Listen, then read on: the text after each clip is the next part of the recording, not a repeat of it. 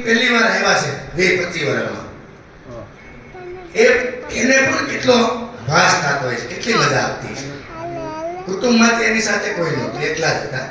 કારણ કે સમય જ એવો હતો, એમાં કોઈનો દોષ નથી, બધા વિકાઈ ગયેલા હતા. તો એ મામી એ જલપરીનો ફોન આવ્યો હતો મને, એમની દીકરી એ જોવે છે ત્યાં યુટ્યુબમાં, રોતી હતી. હું મામીને કહું કે જ્યારે ફરીથી બધા ભેગા થાય કોઈ પ્રસંગમાં ત્યારે જલપરીને પણ આ પ્રવાહમાં ભેળવી દે.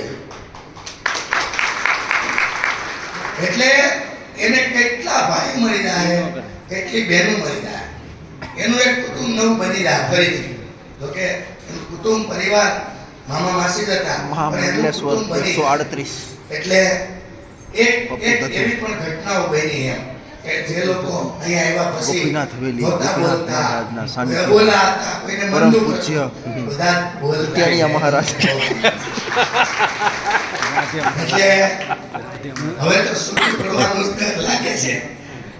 બસ આપણે જવા દ્યો. મને પણ બોટલ ઉજો ને શેરી કે રખડે ભરવા માંડો. આ ફિલ્ટર કરી, આ ફિલ્ટર छोटी सी